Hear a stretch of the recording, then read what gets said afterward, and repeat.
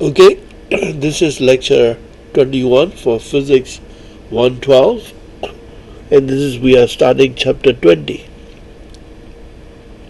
So the concept we are going to discuss first is the current. Okay, it's called current, and the rate it is defined as the rate of flow of charge. What does that mean? Let's suppose you have an area A given, right? So this little circle enclose an area A, and there are little charged particles with each of them has charge Q. So I wrote only 3 Q's, but everyone has charge Q.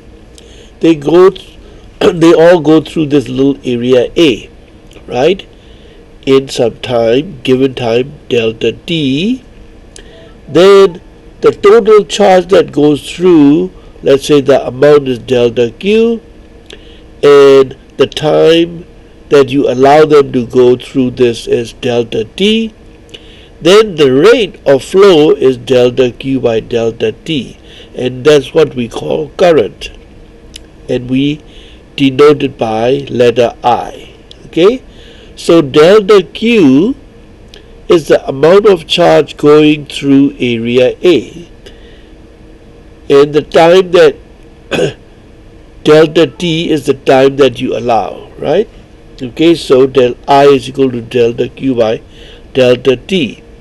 Now the units for I, the current, is, we write it by letter capital A, and we read it ampere. Ampere is the name of a French gentleman, and so the unit for current is ampere. Now I can just put delta Q is equal to 1 coulomb, delta T is equal to 1 second, then we will write 1 coulomb divided by 1 second in this formula. Then the answer obviously is 1, and the unit for current is ampere. So 1 ampere is equal to 1 coulomb per second. Okay, so that's the unit for current.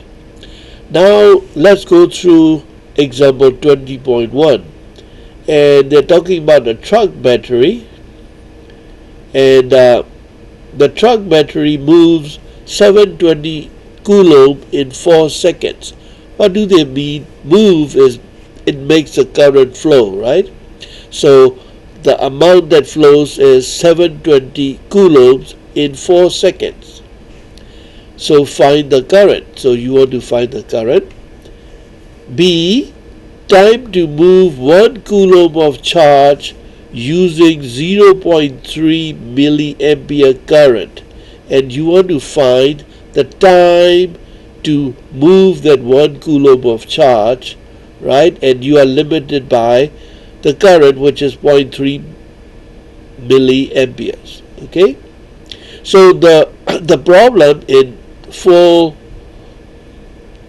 text is written in the book, so I want you, and I encourage you to read it, because I cannot rewrite it everything, so you rewrite everything, so I just jot down the most important points. So now the only formula we have is I is equal to delta Q by delta T, right? So the original formula for the current. So I'm going to use that. I want to find the current, so I'm going to use for A, I is equal to delta Q by delta T, and the amount of charge is 720 coulombs, and the time is delta T is 4 seconds, and coulomb per second, that will be in amperes, and 720 divided by 4, and it is 180 coulombs per second, right? So coulomb per second,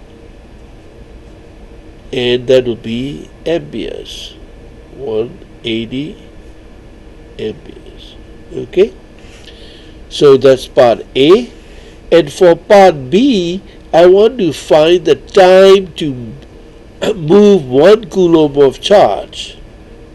So the amount of charge we want to move is delta Q is obviously 1 coulomb. and the current that we are allowed to use is I is equal to 0.3 milliampere. In the problem, actually, I think it is a current for a handheld calculator. Okay. Now, I want to find the time to move that charge with this current, right?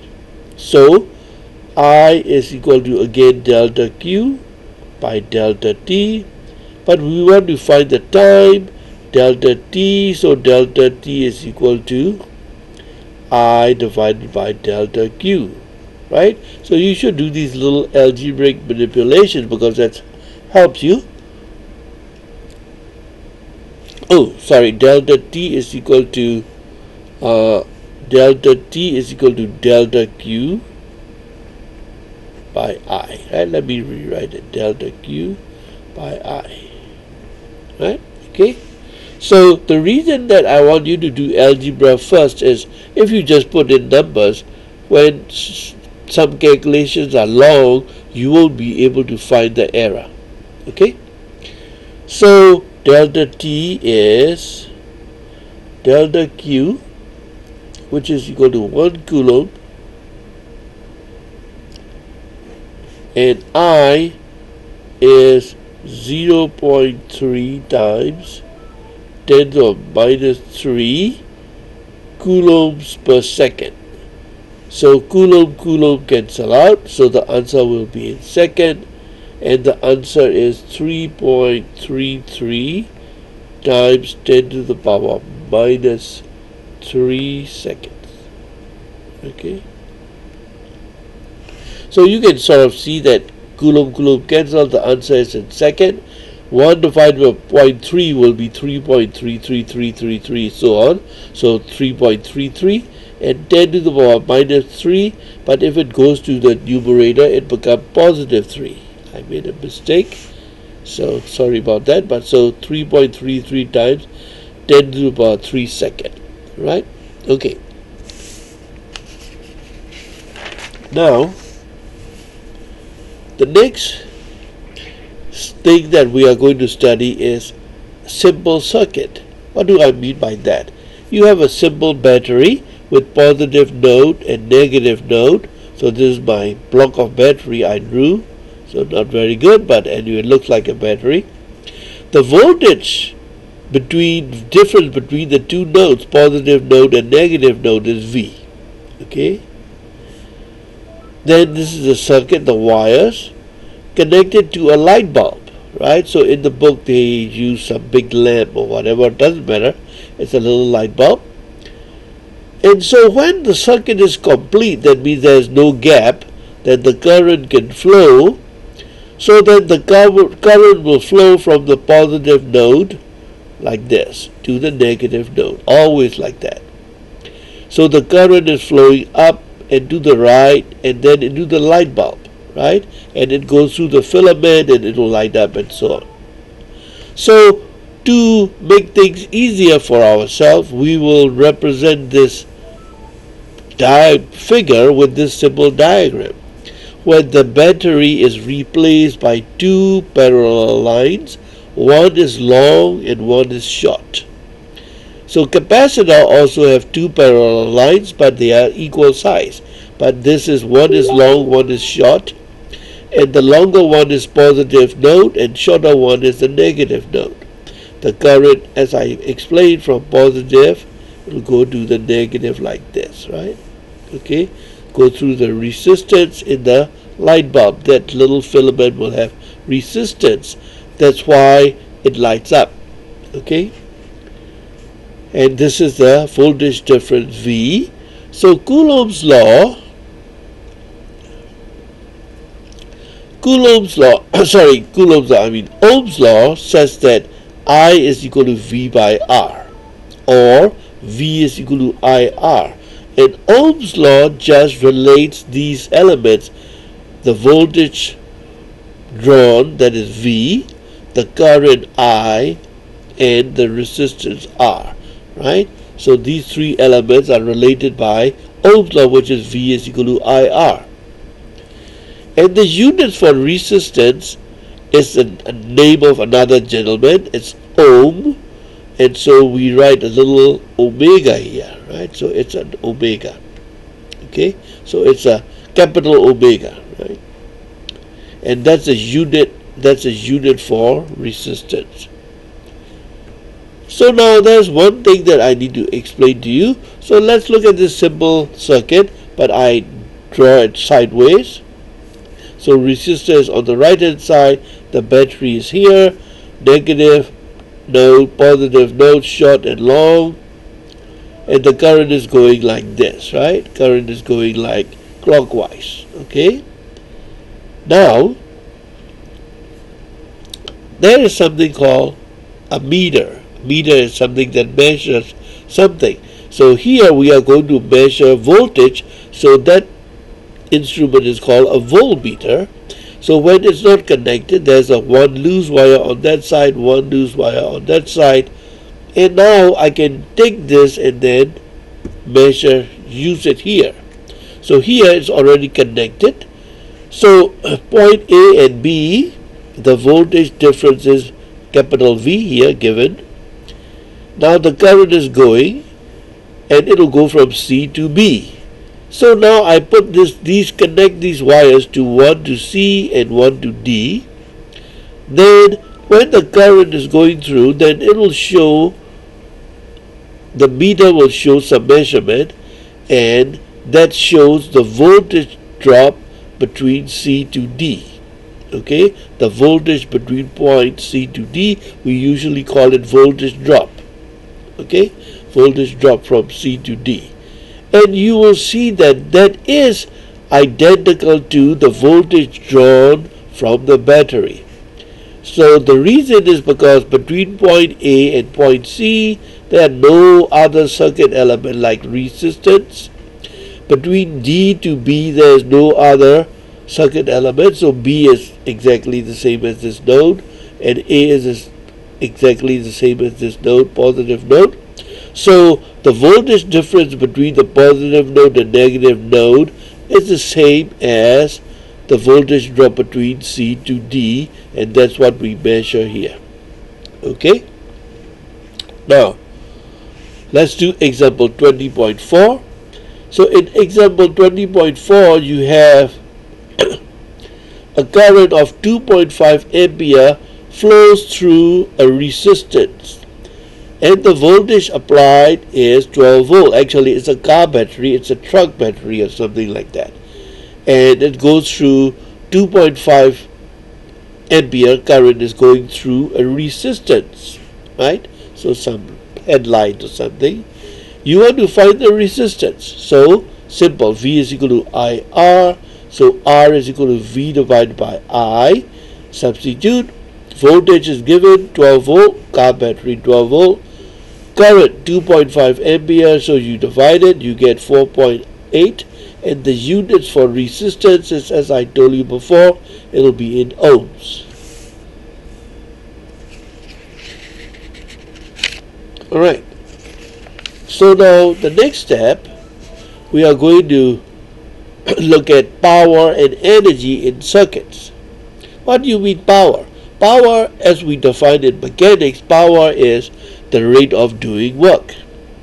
So that means work done divided by time it takes to do that work, right? So for electrical circuits, what you are doing is you are moving charges from one place to another, right? In the current, because you have a voltage drawn from the battery.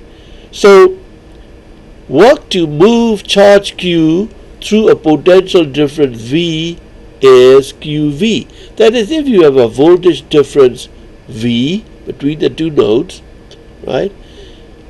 And then you have 2 points, and you want to move through, you want to move charge Q, that is amount of charges Q, through that potential difference, then the work done is Q times V. Very simple.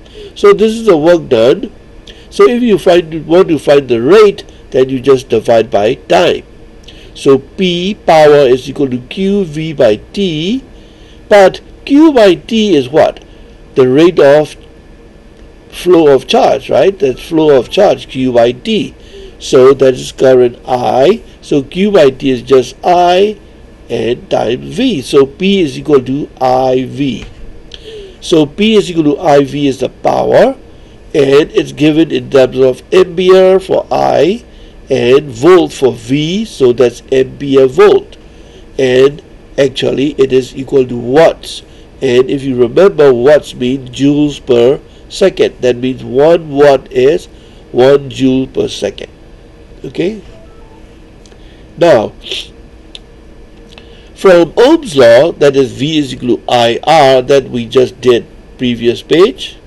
V is equal to IR.